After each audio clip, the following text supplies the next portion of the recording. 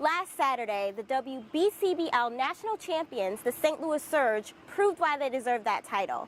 Crushing the Illinois Shooting Stars, the team brought their record up to 3-1. We can take pictures of ourselves for free and post them on websites and social media. But how long will those still be there? And are there any other ways that we can preserve our photos? With everything out here, from bounce houses to football, even basketball, kids are out here getting fit and fresh for Flint. Now, not only did the church, along with multiple other organizations, meet the needs of residents in that neighborhood, any Flint resident could come and get what they needed for their family as they continue to battle the water crisis. And the children had their day with a chance to play in bounce houses just across the street.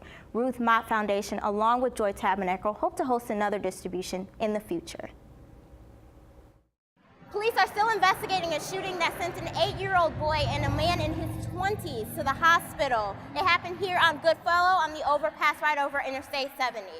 The victims tell police that they do not know the suspects. Police are looking for anyone to come forward with answers. Reporting at the Central West End, this is Jasmine Brown, News 4. One of the suspects involved in a Metrolink train assault has been charged. This man, 20-year-old Ronald Williams, was charged yesterday with misdemeanor assault. Good evening, I'm Jasmine Brown. It's hard to find a senior playing college basketball nowadays with so many talented players leaving school early for the NBA draft. That culture is a little different at Michigan State, where Tom Izzo has been able to keep his athletes on campus, giving MSU many senior days to look forward to, and today's was pretty special. The Surge home opener began just a moment ago, and they are facing the Nebraska Strikers for the second time this season. Last time the teams met, the Surge dominated, winning 98-80. With a high focus on talent from St. Louis, the Surge have 9 players from the metro area on the roster. Though the semi-pro league gives players opportunities to pursue professional careers in the United States and overseas, the women set their hearts on the opportunity to bring another championship to St. Louis. Fans are in the stadium right now cheering the team on for another victory. This victory could bring them a game closer to another championship title. News 4 Sports, I'm Jasmine Brown. We're back now at 8:22. Flint residents have been dealing with the water crisis now for more than 2 years. Unfortunately, donations from across the state and country have slowed down lately, but reporter Jasmine Brown is with us this morning with details of a way that organizations are helping. Jasmine? Mike, it was a scorching day in Flint, but the cars just kept coming. Joy Tabernacle Church in Flint has been hosting a water distribution regularly since February, but according to residents who came, this one was better than before. A marching band helped kick off this water distribution, bringing attention to more than just water bottle cases on a hot day.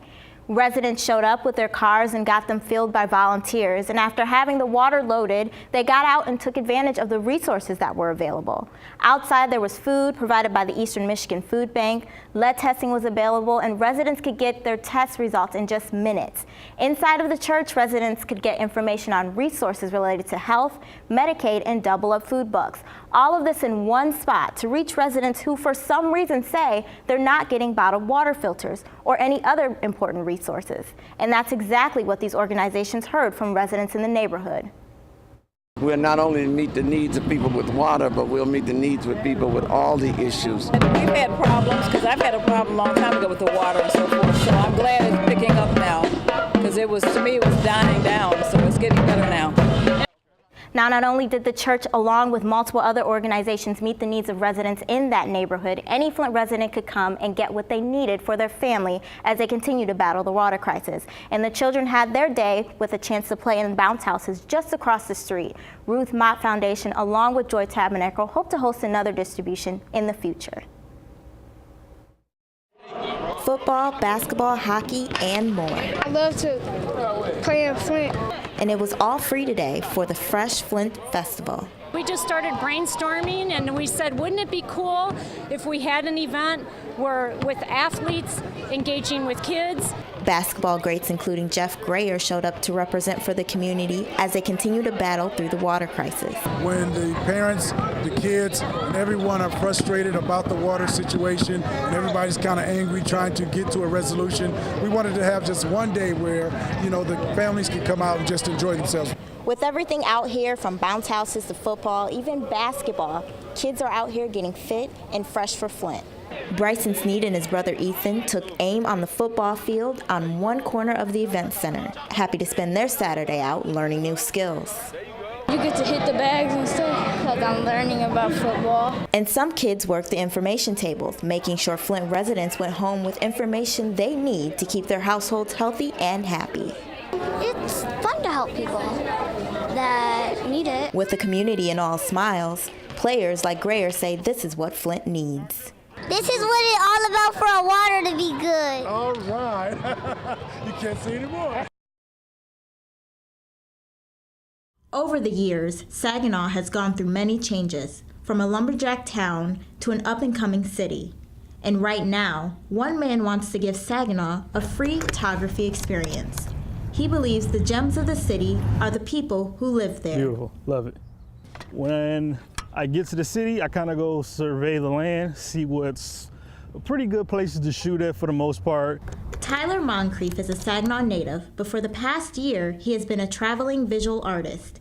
Now, he wants to add photographer to his title, and he's developing a new work of art here in Saginaw. I'm gonna do that one more time. The main dream that I have is being able to work with clients that want advertising but can't afford advertising. After going into business on his own, Tyler realized potential clients liked his work, but wouldn't hire him because of his prices. That's why he started a crowdfunding campaign to begin the photography experience. If I can pull together enough funds to where I don't have to worry about finances, I can do those kind of things for people that can't afford those big name photographers, those big budgets. His campaign is on Indiegogo and looks to raise $1.5 million to buy a studio. If I hit my goal with the campaigns, that would take care, I would be able to buy a studio outright and own it. Okay. And when the people come in, they will pay an image processing fee instead of paying a photographer's fee. Tyler hopes to keep that fee around $20 to $25. We can take pictures of ourselves for free and post them on websites and social media. But how long will those still be there? And are there any other ways that we can preserve our photos? The fee Tyler mentions will pay for a high-quality print, but it won't be on regular photo paper. I want to print it on aluminum, so you can't bend it, you can't break it, and the lifetime of it, 25 years plus. Right now, Tyler has raised just over $1,600 toward his goal. You can find a link to his Indiegogo campaign on our website, NBC25news.com. In Saginaw, Jasmine Brown, NBC 25. We was coming from Skate King going to pick up somebody, and when we got to the light, they just started shooting. Around, just firing. That's all I know. Anne Franklin is shaken up as she describes the moment gunfire hit the red GMC Envoy that she, her daughter, grandson, and another man were in. The shooting happened in the middle of the afternoon on the busy Goodfellow overpass at Interstate 70. City and county police responded to the scene shortly after. More than a dozen bullets hit the driver's side of the car. Oh, who in the hell is shooting at us? What we do? That's all I know. Franklin's 8-year-old grandson was shot in the leg as he lay in the back seat of the vehicle. The second victim was a man in his 20s. He was shot in the backside. Both victims were rushed to area hospitals. Shocked at the time, Franklin was not able to see who was shooting at their car. Whoever it was, I hope that camera got them. I hope they get caught. That's all I got to say.